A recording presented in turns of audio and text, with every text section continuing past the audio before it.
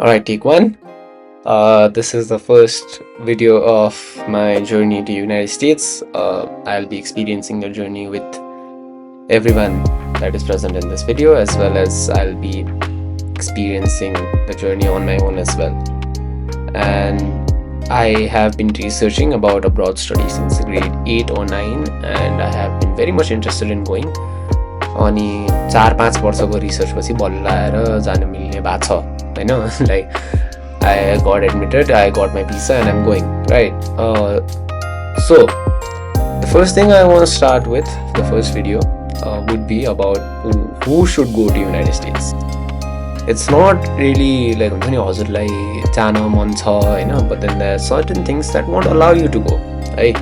That's just reality, that's life. So please understand, while going to United States, there are certain things जुन मैले आफै त experience गरेको छैन अझै हैन, but then according to my research, and I hope you do your own research as well, there are certain things that you really just, it's unfortunate भनौँ न है. So who is United States for? First thing I would say, it's for the rich people who can pay their fees easily हैन. आफ्नो फिजहरू तिर्न सक्नुहुन्छ, tuition फीहरू कलेजको लाइक 10,000 to 20,000 त that's just the starting point हैन. कति युनिभर्सिटिजहरूमा लाइक लिभिङ एक्सपेन्स जोडेर $100,000 सम्म पुग्छ क्या, लाइक आइभी लिगहरूमा हैन $100,000 सम्म पुगिरहेको हुन्छ. कस्ट अफ अटेन्डेन्स भनेको लिभिङ ट्युसन सबै जोडेर एक वर्षमा कति खर्च होला भनेर कलेजले नि एस्टिमेसन दिन्छ है. So if you are financially well off, United States is a good option for you. अर्को कुरा के हुन्छ, scholarship holders. I fall in that category. मैले अरू कन्ट्रिजहरू पनि हेरे हो, but then scholarship United states जस्तो अरू ठाउँमा छैन. If you get a good scholarship and if you feel like अब यो बाहेक बचेको फिजहरू तिर्नु पर्दैन होला भन्ने जस्तो भयो भने, that's fine, that's good, right? You can go. Number 3, you don't want any compromises in your education, right?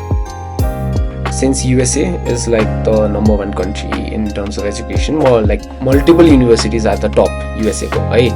USA मा जस्तो like high level universities अरू ठाउँमा छैन, छ होला, but then there are only a few. But then you have flexibility in United States, which you don't have in many countries, every country in the world भन्छु म है.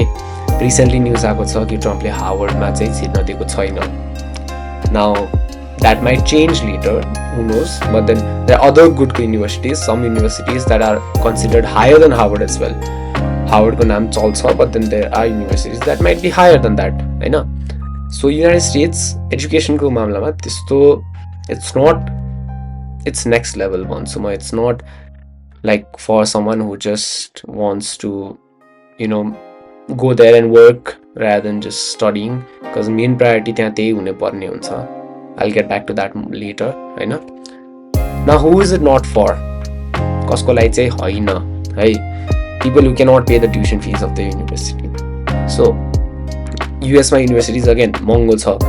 If you have scholarship, then that's good, then that's a good thing, but otherwise गाह्रै हुन्छ. Apart from your tuition fees, you have to pay your flight expenses. If you go through consultancy लाई तिर्नु पर्छ. If you do English proficiency test, त्यो गर्नु पर्यो. 11-12 मा पनि A levels पढ्नेहरू हुन्छन्, त्यसको खर्च धेरै छ हैन.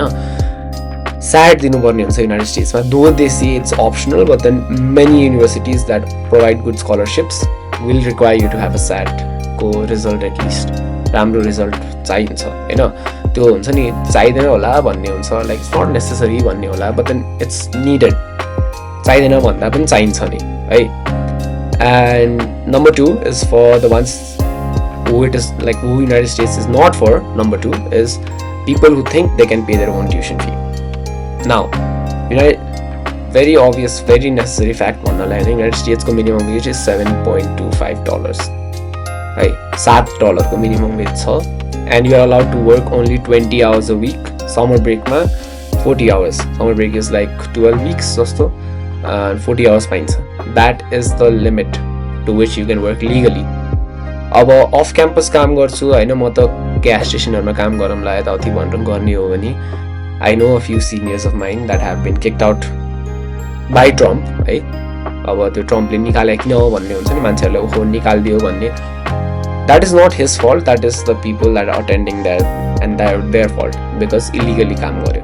Now विल फिल लाइक हुन्छ नि अब निकालिदिन्छ काम गर्छु म के भयो त होइन म काम गर्छु मलाई निकालिदेला भन्ने हुन्छ भने do remember if you are caught and send back you will be blacklisted but your immediate family might also be blacklisted from the United States है लाइक एउटा कोही मान्छे आफ्नो देशबाट लाइक युएसबाट निकालिदिएको छ आफ्नो देश फर्काइदिएको छ भने sometimes their parents are also not allowed to visit United States even as a tourist their brothers and sisters are also not allowed to visit है द म्याक्सिमम त्यो पनि पाउँछ पाउँदैन थाहा छैन त but then the maximum you can pay is your living expense त्योभन्दा माथिको एक्सपेक्टेसन राखेर हुन्न लिभिङ एक्सपेन्स पनि स्योर हुँदैन इफ यु क्यान पे है फर्स्ट इयरको सबै खर्च तिर्छु नै भनेर माइन्डसेट बनाएर जानुपर्ने हुन्छ है त्यसपछि second year third year onwards I manage something भन्ने माइन्डसेटमा हिँड्नुपर्ने हुन्छ है that is something you need to fix yourself in your head with होइन त्यसपछि अर्को आउँछ third point is if you get home sick often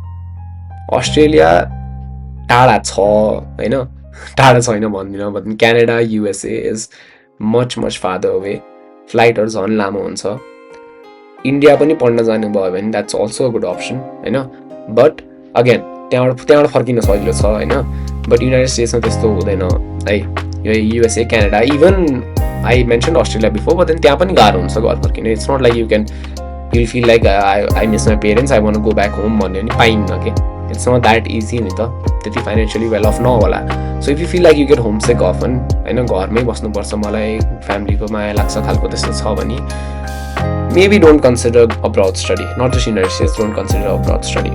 And similar point to that, point number 4 is if your family does not support it. सबैको फ्यामिलीले support गर्छ भन्ने छैन not every family wants their kids to go abroad.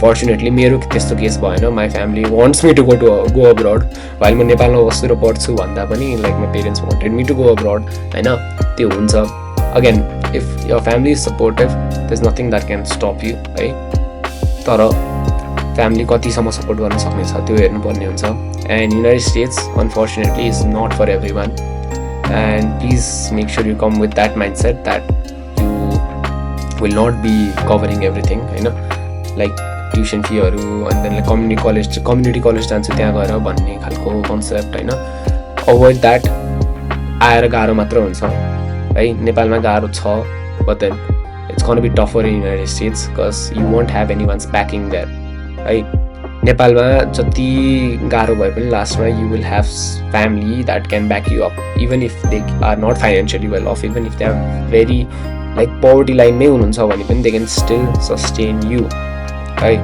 College फिजहरू आफै you can manage but then they can sustain you तर बाहिर जाँदाखेरि maybe they cannot do that है बाहिर जाँदाखेरि सबैको सस्टेन गर्न सक्छ भन्ने छैन है because like your 1 month's expense will cover an upper middle class family's completely like expenseहरू कभर गरिदिन्छ के है हजुरको 1 monthमा जति खर्च हुन्छ बाहिर for a single person to live like barely outside the poverty line US मा हैन त्यो पैसाले you can cover your entire family's expense like 4 or 5 जनाको upper middle class family expense के है so again do consider that this is the first video I hope I'll be making more and this will also cover my entire journey to United States and look our quality बिस्तारै up हुँदै जाला I'm still learning but yeah I feel like this is going to be a good journey please like and subscribe and next video I'll discuss about +2 or A levels को concept again we are going from ground up सबै कुरा cover गर्न try गर्छु सबै कुरा that I have done सबै कुरा I may have not done तर सोधेर भए नि कभर गर्न ट्राई गर्छु and yeah I hope I see you again